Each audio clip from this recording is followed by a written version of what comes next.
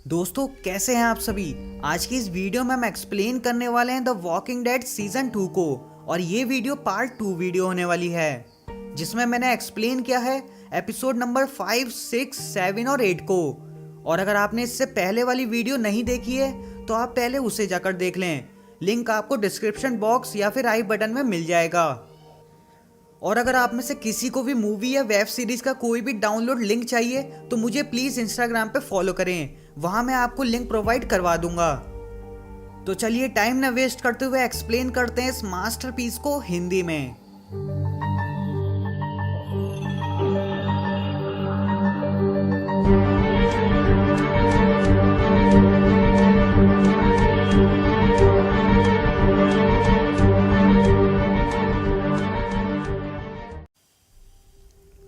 दोस्तों episode 5 start होता है और हम देखते हैं कि रिक और शेन सोफिया को ढूंढने जंगल में निकले हुए हैं। तभी शेन रिक से गुस्से में कहता है कि हम अपना टाइम वेस्ट कर रहे हैं। मुझे नहीं लगता कि सोफिया अब हमें मिलेगी और अब हमें फोर्ट बेनिंग की तरफ जाना चाहिए, वहां हम सब सेफ रहेंगे।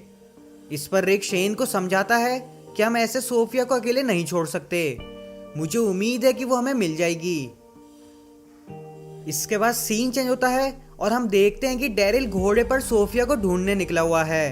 तभी उसको एक नदी के किनारे सोफिया की डॉल दिखाई देती है और इसके बाद डैरिल उस नदी को फॉलो करने लगता है और कुछ दूर जाके उसके सामने एक सांप आ जाता है और डैरिल का घोड़ा डर जाता है और डैरिल घोड़े से नीचे गिर जाता है और डैरिल अपने क्रॉसबो के एक एरो से जख्मी हो जाता है। इधर फार्म पर ग्लेन समझ जाता है कि लॉरी प्रेग्नेंट है और लॉरी ये बात ग्लेन को किसी से भी बताने से मना करती है। इसके बाद सीन चेंज होकर डैरिल पर आता है और डैरिल नदी से ऊपर चढ़ने की कोशिश करता है, पर तभी उसका एक पैर फिसल जाता है और वो नदी में वापस गिर जाता है और उसको काफी चोट भी लगती है। और डैरिल को हेलुसिनेशन होने लगते हैं अपने भाई मर्ली डिक्सन के, जो कि सीजन 1 से गायब है। मर्ली डैरिल से कहता है कि तुम मुझे ढूंढने के बजाय उस छोटी बच्ची को ढूंढ रहे हो जिसको तुम जानते भी नहीं हो। इस पर डैरिल कहता है कि ऐसा नहीं है। तभी डैरिल को होश आ जाता है और वो देखता है कि एक ज़ॉम्बी उसका जूता चबा रहा है। इसके बाद डैरिल जल्दी से अपना क्रॉसबो उठाता है और वहां दोनों ज़ॉम्बीज को मार देता है और इसके बाद डैरिल किसी तरह उस रिवर से बाहर निकल जाता है। इसके बाद हम देखते हैं कि डॉक्टर हेल्शल अपनी बेटी मैगी को ग्लेन से दूर रहने को कहते हैं, बट मैगी कहती है कि मुझे पता है कि कौन सही है और कौन गलत, अब मैं एक छोटी बच्ची नहीं हूँ। इसके बाद हम देखते हैं कि एंड्रिया आरवी के ऊपर से एक ज़ॉम्बीज़ पर नजर रख रही है। तभी उसको एक आदमी आता हुआ दिखाई देता है, लेकिन एंड्रिया को सही से दिखाई नहीं देता और उसे लगता है कि वो एक ज़ॉम्बी है और ये बात वो सबको बता देती है कि हमारी तरफ एक ज़ॉम्बी आ रहा है। तभी रिक और बाकी लोग उसे मारने भागते हैं और पास जाकर उन्हें पता लगता है कि ये तो डैरिल है और तभी पीछे से एंड्रिया गोली चला देती है जो कि डैरिल के सर को छूती हुई निकलती है और ये देख रिक एंड्रिया को मना करता है कि गोली मत चलाना। और एंड्रिया को समझ आ जाता है कि उसने बहुत बड़ी गलती कर दी। इसके बाद हम देखते हैं कि रिक और बाकी लोग डैरिल को उठाते हैं और हेल्शल के घर जल्दी से ले जाते हैं और डॉक्टर हेल्शल डैरिल का इलाज करते हैं। इसके बाद हम देखते हैं कि कैरोल और लॉरी डॉक्टर हेल्शल को रीपे करने के लिए सभी लोगों के लिए डिनर बनाते हैं। तभी हम देखते हैं कि मैगी डिनर के टाइम ग्लेन को एक नोट देती है जिसमें मैगी ग्लेन से पूछ रही है आज रात कहाँ मिलना है। इस पर ग्लेन अपना आंसर उस नोट पर लिख देता है और नोट को वापस मैगी को दे देता है और ये सब डॉक्टर हेल्शल और डेल देख लेते हैं। इसके बाद हम देखते हैं कि कैरोल डैरिल के लिए डिनर लाती है और साथ ही बताती है कि जो तुमने सोफिया के लिए करा वो शायद कोई नहीं करता। अब हम देखते हैं कि सब लोगों के डिनर करने के बाद मैगी उस नोट पर ग्लेन का जवाब देखती है कि ग्लेन ने उसे पीछे वाले बांध में मिलने के लिए कहा है। ये देख मैगी घबरा जाती है और बांध की तरफ भागती है, लेकिन ग्लेन पहले से ही वहां पहुंच चुका है और वो देखता है कि उस बांध में बहुत सारे ज़ॉम्बीज़ भरे हुए हैं और ये देख ग्लेन घबरा जाता है और वहां से भागने की कोशिश करता है। तभी वहां मैगी भी आ जाती है और इसी के साथ एपिसोड 5 यहीं खत्म हो जाता है। दोस्तों एपिसोड 6 स्टार्ट होता है और हम देखते हैं कि ग्लेन को पता चल जाता है कि उस बांध में बहुत सारे ज़ोंबीज हैं और मैगी ये बात ग्लेन को सीक्रेट रखने के लिए कहती है। इसके बाद हम देखते हैं कि एंड्रिया डैरिल से माफ़ी मांगती है जो कि उसने उस पर गोली चला दी थी। इसके बाद हम देखते हैं कि ग्लेन प्रेशर में आकर डेल को सब बता देता है कि बांध के अंदर बहुत सारे ज़ोंबीज हैं और लॉरी प्रेग्नेंट है। इसके बाद हम देखते हैं कि रिक और शेन फार्म से दूर लोगों को गन चलाने की ट्रेनिंग देते हैं ताकि सब लोग ज़ोंबीज से अपना बचाव कर सकें। और इनके साथ रिक का बेटा कार्ल भी है। इधर फार्म पर डेल डॉक्टर एल्शल से बांध में भरे ज़ोंबीज के बारे में बात करता है और डॉक्टर एल्शल बताते हैं कि वो हमारे लोग हैं, उसमें मेरा बेटा और वाइफ भी हैं और मैं उन्हें मार नहीं सकता। इस पर डेल कहता है कि ये बहुत खतरनाक है, हमने देखा है कि ये लोग इंसान नहीं हैं। लेकिन डॉक्टर एल्शल का मानना है कि इसका कोई इलाज होगा और ये सब सही हो जाएगा। और डॉक्टर एल्शल कहते हैं कि अगर तुम्हें मदद करनी है तो ये बात अपने तक ही रखना।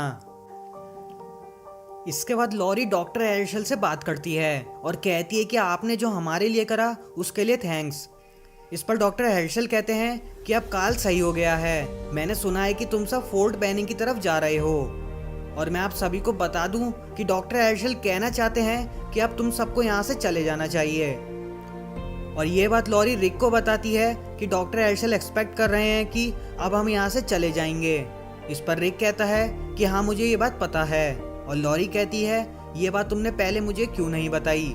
और ये दोनों इस बात पर आर्ग्यू करने लगते हैं। इसके बाद हम देखते हैं कि ग्लेन लॉरी के लिए फार्मेसी से मेडिसिन लेने जाता है और मैगी ग्लेन के साथ जाती है। और साथ ही मैगी ग्लेन से नाराज भी है क्योंकि उसने ज़ोंबीज वाली बात डेल को बताई। इसके बाद ये दोनों फार्मेसी से मेडिसिन ले रहे होते हैं, तभी मैगी के ऊपर एक ज़ोंबीज अटैक कर देता है और ग्लेन ज़ोंबी को जैसे तैसे मार देता है और मैगी को बचा लेता है। इसके बाद मैगी और ग्लेन वापस आते हैं और मैगी लॉरी के ऊपर भड़क जाती है कि तुम्हारी वजह से आज हम मरते मरते बचे। मैगी गुस्से में लॉरी को जो उसने अबॉर्शन पिल मंगाई थी वो भी दे देती है। इसके बाद सीन चेंज होकर शेन और एंड्रिया पर आता है जो कि सोफिया को ढूंढते हुए एक पास ही के टाउन में आते हैं और कुछ घरों में तलाशी करते हैं। और तभी वहां बहुत सारे ज़ोंबीज आ जाते हैं और दोनों को वहां से बचकर भागना पड़ता है। और एंड्रिया कुछ ज़ोंबीज को शूट करती है, जिसका मतलब अब एंड्रिया गन को अच्छे से हैंडल कर सकती है। इसके बाद हम देखते हैं कि शेन और एंड्रिया वापस फार्म पर जा रहे हैं। तभी एंड्रिया शेन के साथ फिजिकली इंटीमेट होती है। इसके बाद हम देखते हैं कि लॉरी काफी ज्यादा डरी हुई है और डिसाइड करती है कि वो इस बच्चे को इस दुनिया में नहीं आने देगी और एबॉर्शन पिल खा लेती है। पर तभी उसका माइंड चेंज हो जाता है और वो कैंप के बाहर जाकर वो पिल्स निकाल देती है। इसके बाद हम देखते हैं कि एंड्रिया और शेन वापस आते हैं और डेल शेन से एंड्रिया से दूर रहने को कहता है क्योंकि उसे शक है कि शेन ने ही ओटिस के साथ कुछ करा है। और सीजन 1 में शेन ने रिक के ऊपर गन भी पॉइंट करी थी जो डेल ने देख लिया था और तभी से डेल शेन पर यकीन नहीं करता। इसके बाद रिक लॉरी ने जो पिल्स खाई थी वो देख लेता है और लॉरी के पास जल्दी से जाता है और कहता है कि कुछ ऐसा है जो तुम्हें मुझे बताना चाहिए। लॉरी कहती है मैंने वो पिल्स नहीं खाई। इस पर रिक गुस्से में कहता है तुम्हें ये बात कब से पता है कि तुम प्रेग्नेंट हो। इस पर लॉरी कहती है कि इससे क्या फर्क पड़ता है। इसके बाद रिक कहता है कि मुझे बताओ कि जो तुमने मुझे नहीं बताया है। इस पर लॉरी एडमिट करती है कि वो शेन के साथ रिलेशनशिप में थी क्योंकि उसे लगा था कि रिक मर चुका है। इस पर रिक कहता है कि हाँ मुझे ये बात पता थी। और इसी के साथ यह एपिसोड खत्म हो जाता है। एपिसोड 7 स्टार्ट होता है और फाइनली ग्लेन सभी लोगों को बता देता है कि बांध के अंदर ज़ोंबीज भरे हुए हैं और ये सुन के सबके होश उड़ जाते हैं और सभी बांध को देखने जाते हैं। तभी शेन कहता है कि हमें बांध को क्लियर करना होगा, लेकिन रिक कहता है कि हम ऐसा नहीं कर सकते, पहले हमें डॉक्टर एल्शल से बात करनी होगी। लेकिन शेन अपनी बात पर अड़ा रहता है और रिक को क्रिटिसाइज करता है कि हम अपना टाइम वेस्ट कर रहे हैं सोफिया को ढूंढने में और हमें फोर्ट बेनिंग की तरफ जाना चाहिए। और सोफिया को लेकर शेन और डैरिल की नोक-झोंक भी हो जाती है। इसके बाद हम देखते हैं कि मैगी ग्लेन से बात नहीं कर रही क्योंकि उसने बान वाली बात सभी को बता दी। इसके बाद हम देखते हैं कि कैरोल डैरिल से मना करती है कि तुम सोफिया को ढूंढना बंद करो, क्योंकि पिछली बार डैरिल की जान खतरे में पड़ गई थी। इधर डेल एंड्रिया से शेन से दूर रहने को कहता है, बट एंड्रिया उसकी बात नहीं मानती। इसके बाद हम देखते हैं कि रिक डॉक्टर हेर्शल से मिलता है और उन्हें समझाने की कोशिश करता है कि हमें बान को क्लियर करना होगा और वो हमारे लिए बहुत बड़ा खतरा है।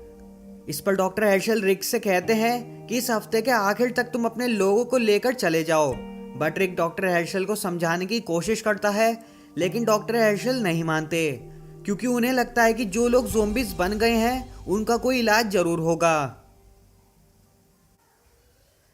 इसके बाद रिक शेन से मिलता है और शेन पूछता है कि अब क्या करना है इस बान का। रिक कहता है कि बान सेफ है, हम कुछ नहीं कर सकते, ये फार्म हर्षल का है और अगर हमने उनके खिलाफ कुछ करा तो हमें वो इस फार्म में नहीं रहने देंगे। इस पर दोनों आर्ग्यू करते हैं और तभी रिक शेन को बताता है कि लॉरी प्रेग्नेंट है। इसके बाद रिक वहां से जा रहा होता है, तभी शेन रिक को कॉन्ग्रेचुलेशन कहता है।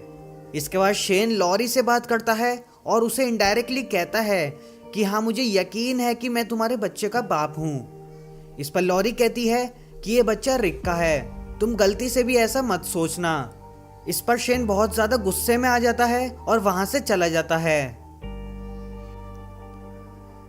इसके बाद शेन आरवी में रखा गन्स का बैग ढूंढता है, बट उसे वहां गन्स नहीं मिलती और उसे समझ आ जाता है कि डेल ने ही गन्स का बैग छुपाया होगा। इसके बाद हम देखते हैं कि जिमी हर्षल को बताता है कि पास ही में 2 ज़ोंबीज दलदल में फंस गए हैं और हर्षल रिक और जिमी के साथ इनको पकड़ने जाता है ताकि वो इन्हें भी उसी बान में बंद कर सके, और अगर रिक ने ऐसा नहीं किया तो उसे हर्षल का फार्म से जाना होगा। इधर ग्लेन मैगी को मना लेता है और कहता है कि उसने ये सब इसलिए करा ताकि किसी की जान खतरे में ना पड़े, और मैगी उसकी बात मान जाती है। इसके बाद हम देखते हैं कि शेन ने डेल को जंगल में ढूंढ लिया है और शेन डेल से गन्स का बैग मांगता है ताकि वो बान में सभी ज़ोंबीज को मार सके। डेल ऐसा करने से मना करता है, लेकिन शेन डेल की बात नहीं मानता और डेल शेन को फाइनली गन्स का बैग दे देता है। और डेल साथ ही कहता है कि तुम्हारी इंसानियत मर चुकी है। इस पर शेन कहता है कि वो तो पहले से ही मर चुकी थी। इसके बाद शेन गन का बैग लेकर फार्म पर आता है और सभी लोगों को गन्स देने लगता है, जिस पर लॉरी और मैगी उसको मना करते हैं कि तुम अकेले डिसीजन नहीं ले सकते, लेकिन शेन उनकी बात नहीं मानता। और तभी रिक और डॉक्टर हेर्शल उन 2 ज़ोंबीज को लेकर आने लगते हैं और शेन और बाकी लोग बान की तरफ भागते हैं और शेन चिल्लाते हुए कहता है कि ये लोग इंसान नहीं हैं एंड ज़ोंबीज को शूट कर देता है। और इसके बाद शेन बान का गेट भी खोल देता है, जिससे ज़ोंबीज बाहर आने लगते हैं और Shane, Andrea, T-dog, Daryl and Glenn वहां सारे ज़ोंबीज को शूट करने लगते हैं। ये देख डॉक्टर हेर्शल और मैगी रोने लगते हैं, क्योंकि उस बान में डॉक्टर हेर्शल की वाइफ और उसका बेटा भी था। इसके बाद शेन और बाकी लोग सारे ज़ोंबीज को मार देते हैं। तभी स्टोरी में एक ट्विस्ट आता है और हम देखते हैं कि बान में से एक छोटी बच्ची निकलती हुई दिखाई देती है और ये और कोई नहीं सोफिया है, जो कि इन्फेक्टेड हो चुकी थी। सोफिया आगे बढ़ती है और रिक खुद आगे जाकर सोफिया को शूट कर देता है और ये सीन सच में दिल तोड़ने वाला होता है। और इसी के साथ एपिसोड यहीं खत्म हो जाता है।